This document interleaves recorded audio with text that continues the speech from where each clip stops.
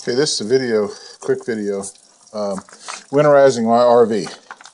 So currently it's freezing tonight, so the first step I took to winterize my RV was to bypass the hot water heater.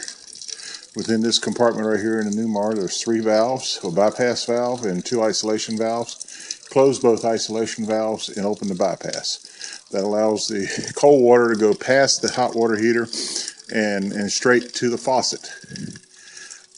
On my RV, I modified a bit. I put my 2 cold and my hot water drains, which drain to the bottom for the RV. On most people, coaches, mine I set up so they go to a common circuit into this adapter for a garden hose.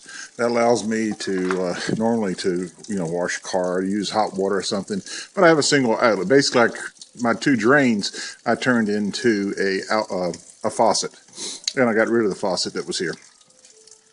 I have a full house water filter. I removed the element from the hot water house filter and put it back, and put this back on. It's drained. I use the same air compressor I use for my tires to inflate my tires. It's on the other side of the coach. I run the hose around, hooked the compressor to the batteries. You can use it with your home compressor. And then I use this tire inflator. I have two lengths of hose here. That kind of acts like a storage unit for air. I have this isolation. I use this all the time. When I hook up to a park, I always put this on so that it was cheap. I got it from Home Depot or Tractor Supply. It allows me to have 2 water connections. This connection here goes to the faucet in the campground. So from here, I put in the adapter that you can get from Walmart. They blow air into here as opposed to where you normally blow water. I close this valve. I'll open this valve, and I fill my system full of air. While I'm filling it full of air initially, I'm using this drain to push the water out locally here in the back. Currently, there should be air in the system because I pushed air in here, and it goes into the hose. When it was filled, I closed this valve. If I were to open this valve, I have air in the system right now. I basically am using this garden hose as a storage hose for air, and so I can push the water out of my system. This is the first step of winterization. The second step would be to put the antifreeze in the system. So here, I'll show you, and you'll be able to hear the compressor. I'll open this valve. And so right now I'm pushing air into the system. I've opened my valve. The compressor is running. The maximum it can make is 125 psi. The water system should be able to handle 125 psi without any problem, since a lot of water connections are probably about that high. I don't keep it going until I'm confident I got that much pressure. I probably should have a gauge on it. But basically, I'm just filling air into the system, and when I get done, I close the valve. So now I've trapped air into the garden hose. It's air inside of that water filter housing, and I have air in my system. I can use my low point drain. It probably get some water now. I'm going to open this up quickly. And hot water. I've already done this, so I got just a little burst of water that came out of the two systems out here. But I know I have water throughout my coach to the washer dryer, kitchen sink, and both bathroom sinks. So I'm going to go in there now and open those valves. Inside my coach, I'm going to start with the closest water outlet to the water system downstairs. I think I can remove this. I've removed my shower head from the bathroom, the shower and the bathroom. I'm going to open this up long enough till I get air. I'm going to open this up.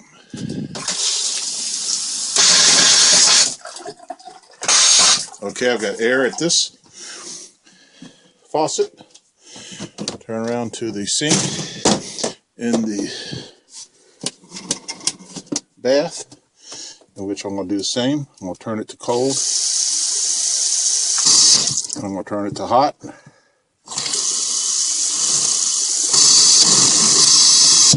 Okay.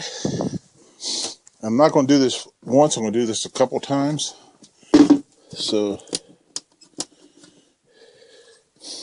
here, after I move the junk out of the sink, this is the second laboratory. Like I said, I'm going to turn it to cold. I already have air. Turn it to hot. Turn back to cold.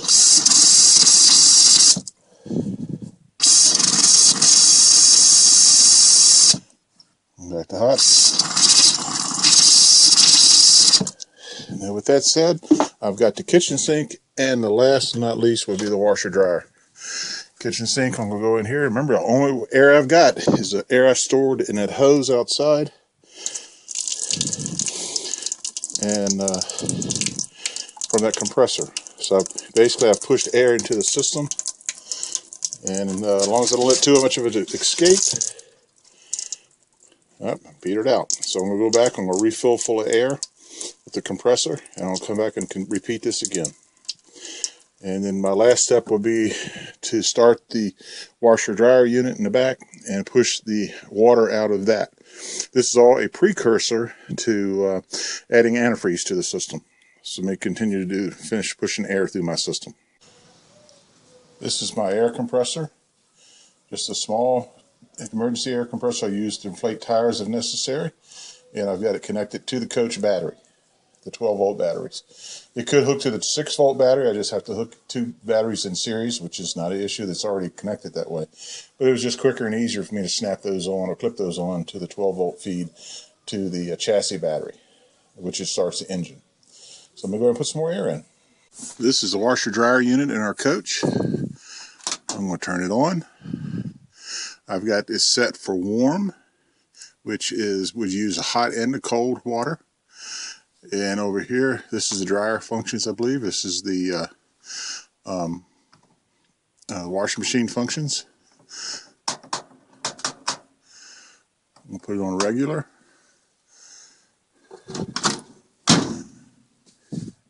And I bet I don't have my coach plugged up. I'm going to run off 12 volts. So I'm going to have to plug the coach up to get the washing machine to start.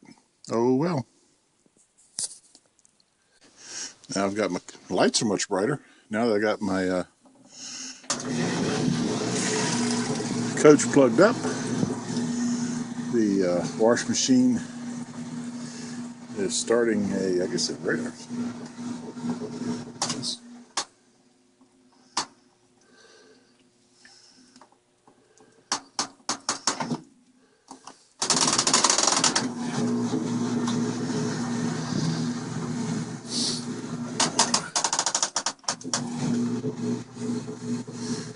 So I guess I have to let it run through a rinse cycle.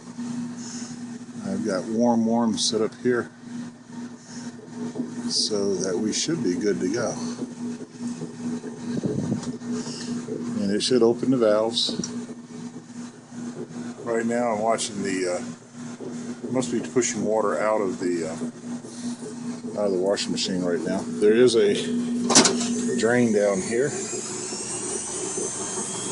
Yeah, it's spinning it out, so it's trying to empty all the water out of the washing machine right now.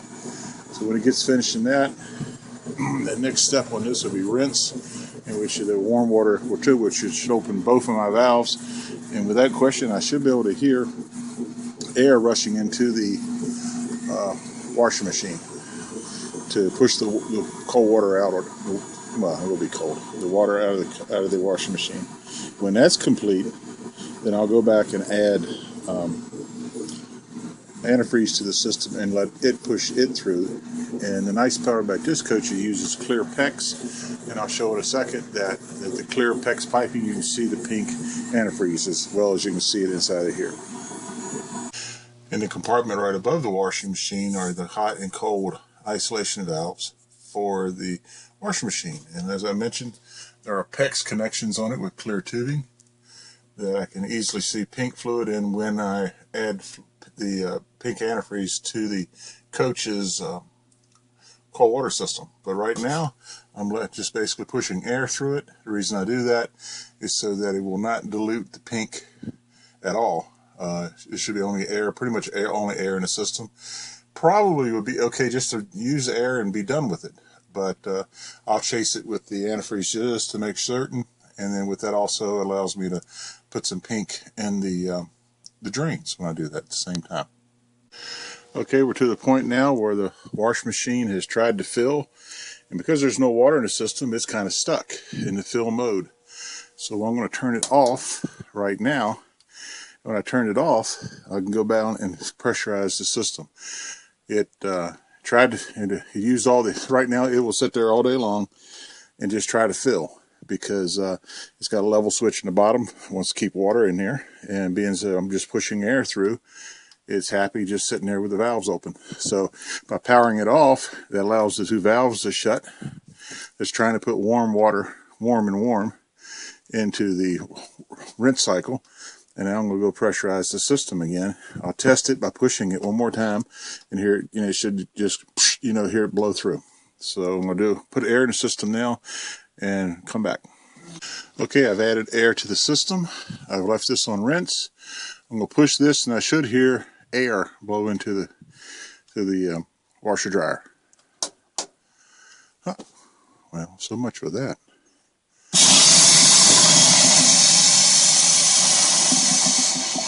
Guess I spoke too soon. So that's exactly what we're supposed to do. The water is going down through the, through the where you add soap. So it's blowed through. That means it's cold in the hot water. So now, with this in position here, it still thinks it's trying to fill. What I'm going to do now is I'm going to be pressurizing the system with out of a can of pink antifreeze, and I'm going to do the same thing to allow the pink antifreeze to come through the lines and blow into here. And then when I'm complete with that, I'll turn the pump off, allow this to run spin to push that pink antifreeze back out through the drain to make sure it's all the way through the system. So here we go. We go add a pink antifreeze to the system. I've blown out all the water from all my the one thing I have forgotten is the toilet. You better take care of that. You don't want the toilet to freeze. So I guess I'll pressurize with air once more and push the water out of the toilet. Okay, I left the toilet, and I thought better of it. I'll just push pink antifreeze straight through, not have to blow that out. It has a very short line anyway. So now I've got my pink RV antifreeze, the pickup tube going to the pump that would normally be pulling water from the fresh water tank, which I'm draining right now. Fresh water tank's in the back. Wish you could see it. Well, it's through that white line right there that goes up. There's a valve there that basically shuts off so it can't suck water from the fresh water tank. There's a valve here now that I've opened to force it to suck water through this tube from here, and the next step would be to turn on my pump. And there it goes. So now I'm pressurizing my coach with pink antifreeze. And it's going to draw that down pretty good. Basically, it's filling the air void that's inside of the coach with pink antifreeze right now. The pump, you can hear the pressure building up. It's slowing up. Remember, I have everything turned off in the coach, and I've got the hot water heater bypassed. So in a second here, it should pretty much finish using that entire gallon. I hope to get all this done with 2 gallons of antifreeze tops. They're turned off. So I'm going to open the second one. And I'm going to push my tube inside of the second one.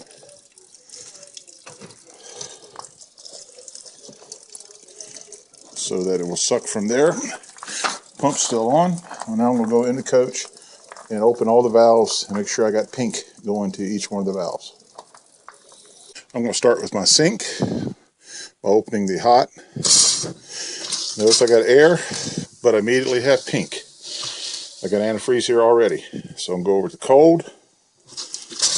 I got pink. And it's pushing pink antifreeze through. Now,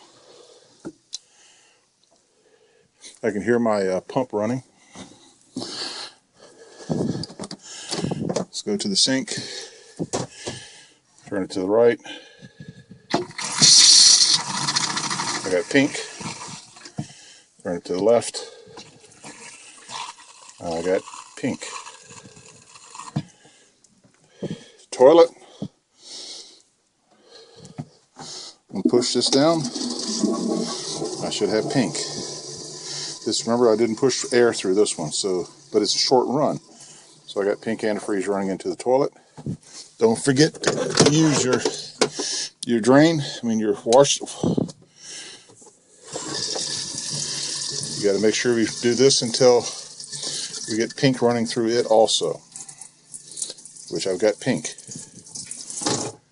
Now, this has a bad habit of sticking. Okay, it's not sticking now, so we're good. Toilet's done. It's winterized. I can hear my pump running. Here's the faucet it likes to leak. Pink to the left. Pink. And the valve. I gotta fix that. Shower. This is the shortest run. Okay, now that's not enough antifreeze for those traps, but right now I'm making darn certain I've got antifreeze coming to each one of my appliances. This is the last appliance. If you recall, all I've got to do is turn this on because it thinks right now it's trying to fill. When I turn that on, I should get pink antifreeze show up within both of those tubes because it wants to be warm, which means it's using hot and cold. Okay, I turned it on. It took a second a little while ago for it to start. There it goes. There's pink there. There's pink there. So I have pink antifreeze going into my washer and dryer unit. And it's going into the tank. So I'm going to turn it off so it stops using antifreeze. So I've got now winterized the freshwater side of my entire coach from front to back. The only thing with exception would be the ice maker line. And I'll show you that next. Inside this coach, it does have an ice maker in the refrigerator. It isn't worth a lick, but it's got one. This is the valve for the ice maker, typical what you would have in your house. One way to do this would be to just simply loosen this up until you get pink, which it does, and then close it. Now I have pink to the pressure size, but I don't have pink to the line going up to the ice maker itself. Only thing I would have to do is just drain that line. I'd take it and remove this fitting here,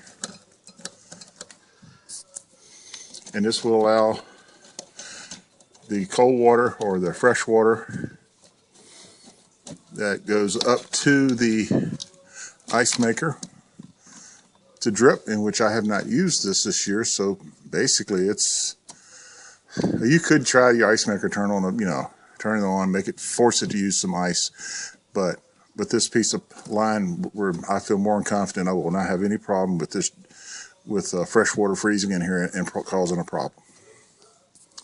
So let's go check to see how much antifreeze I've used. You recall I started out with 2 full gallons. I've pretty much sucked the entire 1 gallon down. It's pretty much gone now. And I'm going back, I'm going to shove this back into the first 1 gallon jug that I was using. And if you notice, it's not moving up the hose. Well, that's because the system is almost at pressure and there's not any volume flowing through this. I can fix that by, I'm going to open just briefly the freshwater fill. I'm going to open this up, and what that is doing is blowing some fresh water, or a small pink amount of pink antifreeze was sucked up, went through this valve and it's being blown into the freshwater tank. I don't have to worry about that. That line is now winterized. I'm still have just a little bit of antifreeze left, and I'll probably use that to pour in my drains to prevent my P-traps from freezing. What I have left now is to drain the hot water heater. Like I said, I've already isolated that. So what I will do is remove this plug from the hot water heater, open the vent at the top, and when I open the vent in that, it'll allow the water to drain out of the hot water heater, and then it's a good idea to go ahead and rinse that while you have a chance, while you have that plug out. So only thing left to do is to pour some pink in the drains, P-traps. I suspect they're probably okay, but I'm going to go ahead and do it anyway.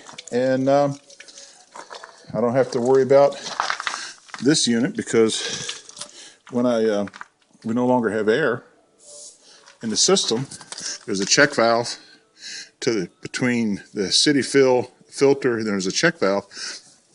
I can remove this, and there will be no water in it. Dry.